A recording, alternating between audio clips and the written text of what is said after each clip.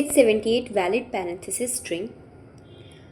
In this question, we have been given a string of parenthesis and the star. Like इसमें है, इसको बताने कि valid parenthesis है या नहीं. So ये normal question है. So इसमें of course valid parenthesis है. So इसमें true return कर देंगे. But एक और example लेते हैं. इसमें parenthesis के साथ एक एक्स्ट्रा स्टार भी आएगा. उस स्टार की पॉसिबिलिटीज़ है कि वो ओपन ब्रैकेट हो सकता है, क्लोज ब्रैकेट हो सकता है, या तो एक एम्प्टी स्पेस हो सकता है, एम्प्टी कैरेक्टर हो सकता है. सो अगर हम लोग उसका एम्प्टी कैरेक्टर लेंगे सो ये जो स्ट्रिंग है वो ऐसा बन जाएगा. सो ये जो है एक वैलिड पैरेंथेसिस है, ये भी ट्रू रिटर्न करेगा. इसके बाद एक और एग्जांपल लेते हैं, जैसे s इज इक्वल्स टू. अब इसमें अगर स्टार को ओपनिंग ब्रैकेट लेंगे तो ये एक वैलिड पैरेंथेसिस हो जाएगा, तो ये भी ट्रू रिटर्न करेगा. अब इस क्वेश्चन को करेंगे कैसे? इस क्वेश्चन में एग्जांपल ले लेते हैं. जैसे ये एक हार्ड एग्जांपल है, इसको समझते हैं ताकि फिर हम लोगों को कोड अच्छे से समझ में आए. सबसे पहले हम लोग क्या करेंगे, हम लोग इनिशियलाइज़ करेंगे लो को 0 और हाई को 0. यहाँ पे जो लो है वो दिखा रहा है कि ओपनिंग ब्रैकेट्स कितने मिनिमम हो सकते हैं, और हाई दिखाता है कि मैक्सिमम कितने ब्रैकेट्स हो सकते हैं ओपनिंग वाले. अब हम लोग अगर स्ट्रिंग को ट्रैवर्स करें तो सबसे पहले ओपनिंग ब्रैकेट आता है. जब ओपनिंग ब्रैकेट आता है तो हम लोगों को लो को और हाई को दोनों से इंक्रीज़ करना पड़ेगा. दोनों को हाई प्लस प्लस और लो प्लस प्लस करना पड़ेगा. तो लो की वैल्यू 1 हो जाएगी, हाई की वैल्यू भी 1 हो जाएगी. अगर हम लोगों के स्ट्रिंग में ये कैरेक्टर आता है सो लो को भी माइनस माइनस करना पड़ेगा और हाई को भी माइनस माइनस करना पड़ेगा. इससे हम लोगों की जो लो की वैल्यू है वो 0 हो जाएगी और हाई की वैल्यू भी 0 हो जाएगी, क्योंकि अभी हम लोग इंक्रीज़ करके 1 कर दिए थे, फिर माइनस की तो 0 0 हो गई. ठीक है. और अगर हम लोगों को स्टार आया तो हम लोग लो को माइनस माइनस करेंगे और हाई को प्लस प्लस. ऐसा क्यों? ये थोड़ा सा कंफ्यूजिंग पॉइंट है, बट इसको ध्यान से समझेंगे. सो इसमें ये है कि यहाँ पे जो लो है और जो हाई है वो बेसिकली दिखा रहा है मिनिमम कितने ओपनिंग ब्रैकेट्स हो सकते हैं, मैक्सिमम कितने ओपनिंग ब्रैकेट्स हो सकते हैं. फॉर एग्जांपल इसकी जो वैल्यू है, मान लो ओपनिंग ब्रैकेट्स की वो 2 है. तो जब स्टार आया, अगर स्टार को भी हम लोग ओपनिंग ब्रैकेट मानते तो लो जो हाई की वैल्यू है वो तो बढ़ जाती, मतलब ओपनिंग ब्रैकेट की वैल्यू तो बढ़ जाती. सो हाई मतलब यहाँ पे हम लोग स्टार की वैल्यू को ओपनिंग ब्रैकेट मानेंगे तो 3 हो सकती है. लेकिन अगर स्टार की वैल्यू अगर क्लोजिंग ब्रैकेट मानेंगे तो ये एक कंज्यूम हो जाएगा ओपनिंग ब्रैकेट, तो ओपनिंग ब्रैकेट कंज्यूम होगी वो 1 हो जाएगा. लेकिन अगर स्टार को एम्प्टी मानेंगे सो ओपनिंग ब्रैकेट अभी भी 2 रहेगा. सो जो इसकी एक रेंज डिसाइड होगी वो लो टू हाई डिसाइड होगी. लो को हमेशा माइनस माइनस करना है और हाई को हमेशा प्लस प्लस करना है जब स्टार आए. माइनस माइनस दिखाता है कि जब अगर क्लोजिंग ब्रैकेट आ गया सो वो जो क्लोजिंग ब्रैकेट आया है वो एक ओपनिंग ब्रैकेट को कंज्यूम करेगा, और जो उसकी वैल्यू है ओपनिंग ब्रैकेट्स की वो कंज्यूम करके 1 रिड्यूस कर देगा. और अगर हम लोग स्टार को ओपनिंग ब्रैकेट ही माने सो हाई प्लस प्लस होके जो 3 हो सकता है तो 3 हो जाएगा. लेकिन स्टार एम्प्टी मानेंगे सो उसकी वैल्यू कुछ भी चेंज नहीं होगी, वो अनचेंज होगी और वो एज इट इज़ लिख देंगे हम लोग, दैट इज़ 2. अब हम लोगों को फॉल्स 2 रिटर्न पे करना है कि वैलिड नहीं है. अगर वो दोनों आए तो हम लोगों का स्ट्रिंग जो है कभी वैलिड नहीं होगा. कब? जब हाई लेस देन 0 हो.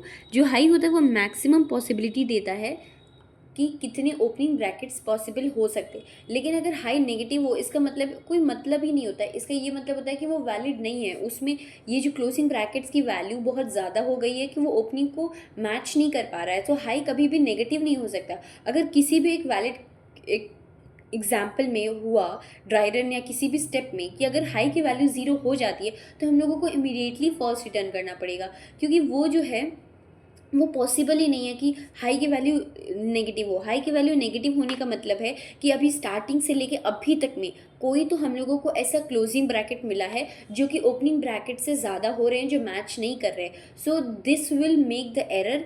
That's why it is not a valid string, valid parenthesis नहीं है ये.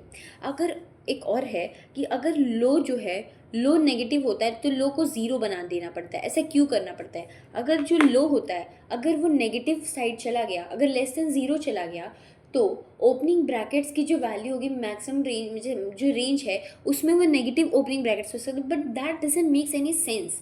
सो टू मेक इट सेंसफुल उसमें कुछ बात में कुछ लॉजिक लाने के लिए हम लोगों को उसको ज़ीरो बनाना पड़ेगा, क्योंकि नेगेटिव ओपनिंग ब्रैकेट्स पॉसिबल होने का कोई मतलब ही नहीं होता कि इतने पॉसिबल हो सकते हैं। नेगेटिव तो कुछ दिखाता ही नहीं है, वो that should start with low is equals to zero. इसीलिए हम लोग हमेशा नेगेटिव वैल्यू अगर लेस देन ज़ीरो जाएगी तो लो को ज़ीरो बना देंगे, ठीक है। और ट्रूथ कब रिटर्न करेंगे? जब लो इज इक्वल्स टू ज़ीरो होगा। ऐसा क्यों? इस केस में ट्रू क्यों रिटर्न करें? एक्चुअली ये टाइप का एक ग्रीडी अप्रोच है, जो एक ऑप्टिमाइज्ड अप्रोच है। इसमें क्या करना है, लो और हाई जो होता है एक रेंज दिखाता है ओपनिंग ब्रैकेट्स की पॉसिबल वैल्यूज़ का। अगर लो कभी भी ज़ीरो हो जा रहा है एट द एंड में, तो इसका ये मतलब है कि हम लोगों के जो वैल्यूज़ हैं वो ज़ीरो से, जैसे लो ज़ीरो से स्टार्ट हो रही है और किसी एक पार्टिकुलर नंबर तक जा रही है। अगर लो इज इक्वल्स टू पॉसिबल है, लो इज इक्वल्स टू ज़ीरो का ये मतलब है कि अभी भी अब तक कोई भी ओपनिंग ब्रैकेट्स जो हैं वो नहीं बचे हैं, सारे क्लोजिंग ब्रैकेट से कंज्यूम हो चुके हैं और नेगेटिव भी नहीं है, मतलब उसमें। तो इसका मतलब है कि हम लोगों की जो लो की वैल्यू है वो परफेक्टली ज़ीरो है, परफेक्टली सारे ओपनिंग ब्रैकेट सारे क्लोजिंग ब्रैकेट से मैच हो चुके हैं। सो बेसिकली हम लोग को ट्रू रिटर्न करना चाहिए, क्योंकि ये एक वैलिड पैरेंथेसिस है। इसमें एक केस ऐसा बनता है जिसमें सारे ओपनिंग ब्रैकेट सारे क्लोजिंग ब्रैकेट से मैच हो जाते हैं और लो की वैल्यू ज़ीरो के बराबर हो जाती है। अब ड्राई रन करते हैं। फॉर एग्जाम्पल यहाँ पे S is equals to opening star closing closing ऐसे है, ठीक है। अब ओपनिंग ब्रैकेट आया, सो सबसे पहले जब ये आया तो लो की वैल्यू 1, हाई की वैल्यू 1। सेकेंड जब स्टार आया तो लो की वैल्यू 0, हाई की वैल्यू 2। जब क्लोजिंग ब्रैकेट आया तो लो की वैल्यू -1 से -1 है, लेकिन -1 कभी भी नहीं लेना है हम लोगों को, मिनिमम लो की वैल्यू 0 लेनी है, क्योंकि negative minimum possible options of opening brackets that doesn't makes any sense. तो हम लोगों को लॉजिकली लो की वैल्यू हमेशा ज़ीरो लेनी है, क्योंकि मतलब जो ओपनिंग ब्रैकेट्स हैं अगर वो नेगेटिव है उनका कोई मतलब ही नहीं होता है। या तो ज़ीरो बचे होंगे या तो कुछ भी नहीं बचे होंगे, नेगेटिव बचने का तो कोई सवाल ही नहीं है। फिर h इज़ इक्वल्स टू यहाँ पे क्या कर देंगे, यहाँ पे रिड्यूस करके 1 कर देंगे। अब फोर्थ केस में जब वापस क्लोजिंग ब्रैकेट आया तो लो जो है अगेन नेगेटिव हो गया। जब लो जो हो नेगेटिव हुआ तो क्या करेंगे, वापस से ज़ीरो ले लेंगे और फिर हाई को भी नेगेटिव कर देंगे, फिर यहाँ को हाई को भी रिड्यूस करके ज़ीरो कर देंगे। अब वापस जब ओपनिंग ब्रैकेट आया सो लो भी 1 हो गया और हाई भी 1 हो गया। जब ये स्टार आया, लास्ट में स्टार आया, सो लो जो हो गया वो ज़ीरो हो गया और हाई जो हो गया वो 2 हो गया। तो लो जो हो गया लास्ट में 0 हो गया। दैट मीन्स यहाँ पे जो रेंज है पॉसिबल ओपनिंग ब्रैकेट्स की वो 0, 1, 2 है, लो टू हाई देखे तो दैट मीन्स पॉसिबल ऑप्शन 0 का ओपनिंग ब्रैकेट का एक 0 आ रहा है। दैट मीन्स उसमें सारे ओपनिंग ब्रैकेट सारे क्लोजिंग ब्रैकेट से मैच कर जाएंगे। सो हम लोगों के पास कोई भी ओपनिंग ब्रैकेट नहीं बचा, तो हम लोग ये दिखा सकते हैं कि ये वैलिड पैरेंथेसिस है। फॉर एग्जांपल इस वाले केस में जैसे हम लोगों के पास ये है, यहाँ पे ये है, अगर हम लोग इसके स्टार की जगह ओपनिंग ब्रैकेट लगा दे, दैट इज़ ये फिर क्लोजिंग ब्रैकेट ये फिर क्लोजिंग फिर ओपनिंग फिर क्लोजिंग, तो ये वैलिड पैरेंथेसिस बन गया। इसमें 1, 2, 3 ओपनिंग है, 1, 2, 3 क्लोजिंग है। सो यहाँ पे सारे जो पॉसिबल कॉम्बिनेशंस हैं वो मैच हो गए, सारे ओपनिंग ब्रैकेट सारे क्लोजिंग ब्रैकेट से कंज्यूम हो गए। सो हम लोगों की लास्ट में लो की वैल्यू 0 आ गई, and that satisfies that it is a valid parenthesis string.